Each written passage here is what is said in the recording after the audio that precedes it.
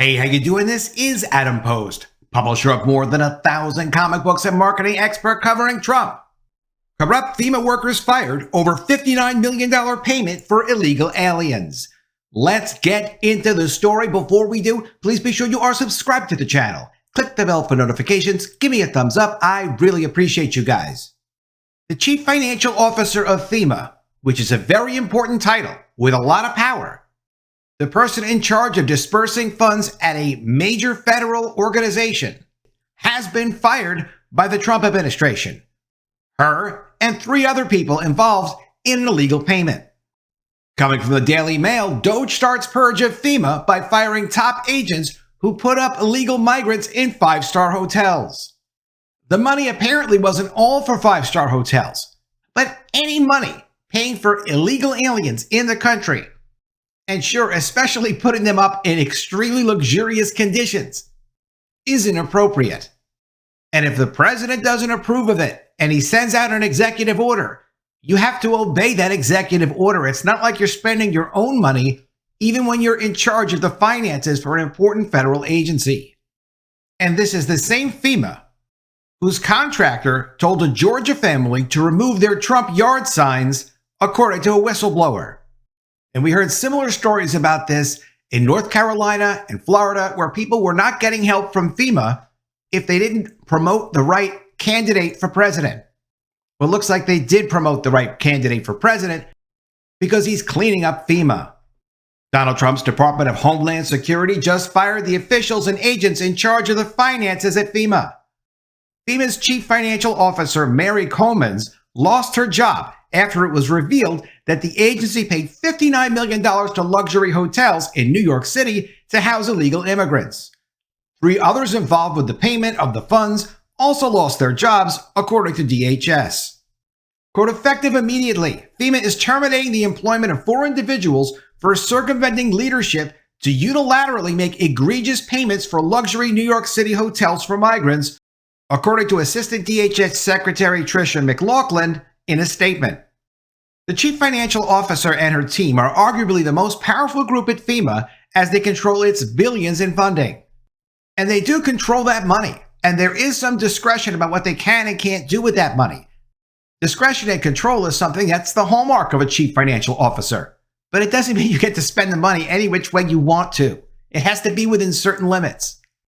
And it certainly can't be contrary to the authority above you that says, no, do not make these kinds of payments. FEMA has already been the subject of much anger over its alleged refusal to provide aid to pro-Trump Floridians and North Carolinians hit by the hurricanes this year. The recent firings at FEMA, however, are unrelated to the hurricanes and come after Elon Musk revealed last week the lofty payment made to New York City hotels. DOGE found out that FEMA sent $59 million to hotels to house illegal immigrants in New York City, directly against Trump's orders to stop that kind of funding. Musk demanded that FEMA, which falls under the Department of Homeland Security, take action to get the money back by a clawback demand. Clawback is when you request the money back after it's been paid. It's not just in the federal government, it's done in other places as well. Quote, sending this money violated the law and is in gross insubordination to the president's executive order, according to Musk, who wrote this on Twitter. He added, that money is meant for American disaster relief and is instead being spent on high-end hotels for illegals.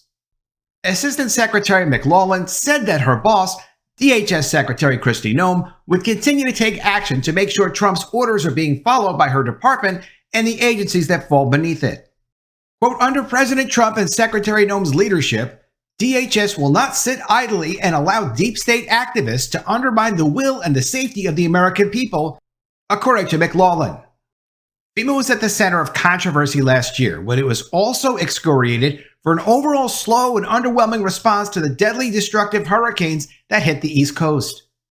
Marnie Washington was a FEMA supervisor who claimed she was fired as a scapegoat because the agency claimed she was independently instructing workers in Florida to avoid surveying streets known to be more supportive of Trump. She told the Daily Mail that she has information that proves FEMA is lying and that the agency told workers to avoid more hostile areas in the aftermath of Hurricane Milton in Florida. She claims FEMA also told workers not to approach homes with Trump signs in North Carolina. And New York City is claiming that the money for the hotels wasn't really just for hotels. Sure, some of it was for hotels, but they also had other extra expenses that they used it for, like meals, maybe even entertainment, tents, things like that. Why would we pay for any of these kinds of things? If people can't come here illegally and afford to support themselves or be part of a family that takes them in or something like that, why would the federal government be subsidizing things like this? From AOL and the New York Post, Elon says FEMA sent $59 million last week to luxury New York City hotels for illegal migrants, but City Hall claims there's more to the story. I don't think we really need to know, where else were you spending the money? Except to the extent that something doesn't seem right here, that the chief financial officer of FEMA, I understand that people are belligerent and they're insubordinate and they think they own and control their agencies and that money is theirs to spend the way they think is fit. I get that kind of attitude. At the same time, I hope they do criminal investigations, and there's been some reporting that the DOJ may do some criminal investigations into this to understand what were the motivations here, because it just doesn't make sense. It's not, unless there was somehow money being directed in a way that personally benefited the people that approved the payment. Why would they do something like this? I know that they want to fight and they want to do what they think is right and ignore a president that they don't like. But at the same time, when you're a fiduciary at a company, when you're someone important, like the chief financial officer, there's no higher officer in charge of money. To take a chance with $50,000 is a big deal. To take a chance with $1 million, $10 million, these are astronomical. It's inconceivable. People don't mess around with money like that unless there's some kind of a personal benefit. And I can't accuse anyone of committing any kind of crimes, but I do hope it's investigated, because it's hard to believe that these people are that out of their minds and that dedicated to trying to mess up the government's efforts and ignore the president, that they would steal $59 million and send it somewhere that the president expressly said, do not do this. And aside from risking criminal liability, what does that do for your reputation as a chief financial officer? Would you hire this person at your company or bring them into your federal agency and let them make payments any which way they want to after a reputation like that? I don't think so. This has to be investigated. Elon Musk contended that the Federal Emergency Management Agency sent a staggering $59 million payment last week to luxury hotels in New York City to house illegal migrants, a claim that City Hall officials in New York City rebutted on Monday.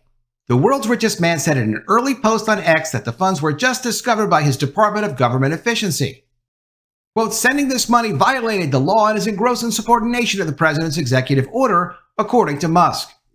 According to New York City, only $19 million of $237 million in federal funding that has been awarded to the city during the migrant crisis has gone towards hotels, luxury, and otherwise. The $59 million in question appears to correspond with long-expected FEMA funding previously disclosed by New York City, seemingly undercutting Musk's insinuation that it was a fresh discovery. Well, maybe it was new to Musk. The multi-year migrant crisis has so far cost New York City about $6.9 billion, according to Mayor Eric Adams, often complaining the relative pittance offered by the federal government for what he argues is a national failure. The city expects roughly $237 million will eventually be paid by the feds, but only $81 million of that has been paid as of last week, according to city officials. Those officials modified the city budget in November to account for $118 million in new FEMA funding through the Shelter and Services Program, a federal program that reimburses certain migrant housing costs in 35 communities and states affected by the border crisis. Congress set aside $650 million for the overall program, and New York City applied for funds in 2024, according to federal records. Customs and Border Patrol works with FEMA to disperse the money allocated by Congress. New York City ultimately was granted $59 million last year, which corresponds to the FEMA payment that Musk claimed is illegal, according to records. The grant won't all go towards hotels. Instead, the majority will be spent on reimbursing other services the city shouldered as it cared for hundreds of thousands of migrants requiring food, healthcare, and other needs as they flowed into the city, according to officials. Incredible the federal government will get stuck with a bill for this. If New York City wants to do that and the people that live in New York City want them to do that, that's their business, but the federal government has no business being involved in these payments. The vast majority of the 200 makeshift shelters that housed asylum seekers during the crisis weren't luxury hotels, with the eye-grabbing exceptions of the swanky Row Hotel and Watson Hotel. Musk and his DOGE team have taken a wrecking ball approach to their mission. Within Fema, his small team has gained access to the agency's network containing private information of tens of thousands of disaster victims, according to the Washington Post. I saw an interesting video on this yesterday, and a young woman said, the way that the Democrats and the media and the federal officials are responding to Musk getting access to internal information and internal data is like when a girlfriend takes a boyfriend's phone, goes into the bathroom, locks the door, and starts going through his phone to see what he's been up to. When he says, "Hey, what are you doing? You're violating my privacy. You can't look at my phone." And then she says, "Hey, you've been cheating on me." It feels like that, doesn't it? Let me know what you think in the comments below. The scrutiny on Fema follows Trump's high-profile criticism of the agency, which resulted in his executive order. The 47th president called on the council to have its first meeting within 90 days, saying he expects a report of the findings on his desk within 180 days of the council's first meeting. Days earlier, President Trump appeared alongside still homeless survivors of Hurricane Helene 4 months after the storm, where he raised the idea of overhauling Fema altogether. The president slammed the performance of the agency, saying it was not on the ball and we're going to turn it all around. The president then told a roundtable of federal and local officials that he'll be signing an executive order to begin the process of fundamentally reforming and overhauling Fema, or maybe getting rid of Fema. I think, frankly, he said, that Fema is not good. He also accused the agency, which is responsible for bringing in emergency services, supplies, and aid to disaster-struck areas, of bungling emergency relief efforts, adding that the U.S. states should be given federal handouts directly in the wake of disasters, like block grants, so that states that actually care about the people that live in their state could organize themselves and respond to emergencies. As it is, if there is a big emergency, people come from multiple states to all help each other out. But obviously, without a doubt, there's all kinds of corruption going on at Fema, centralized in the federal government, and people are using Fema for things it was never intended for. With federal taxpayers' money, it doesn't make any sense. And this is why they have to get rid of Fema. Stories like this from National Review: Fema contractor told Georgia family to remove Trump yard signs, according to a whistleblower. A whistleblower has come forward with more allegations of political bias against Trump supporters among employees at the Federal Emergency Management Agency. During a House Oversight Committee hearing on an incident of anti-Trump discrimination at Fema, a new whistleblower revealed a new incident of political bias involving a Fema employee.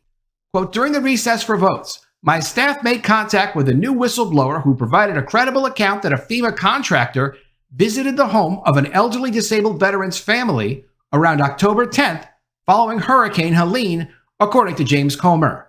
Quote, while there, the Fema contractor recommended that the family remove Trump campaign materials and signs from both their house and yard.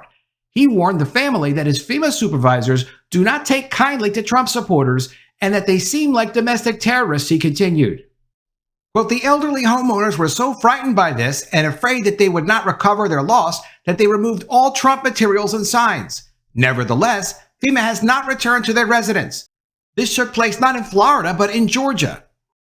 The Oversight Committee received corroboration from the whistleblower that a FEMA contractor visited the homeowners on the date in question roughly 5 weeks ago, according to a source. And some people wonder why Trump has to be so aggressive with these federal agencies. He needs to be aggressive. He's got to fix these guys. Many of the people that are currently there can't stay. I'm expecting something like an 80% layoff rate, just like Elon Musk did at Twitter.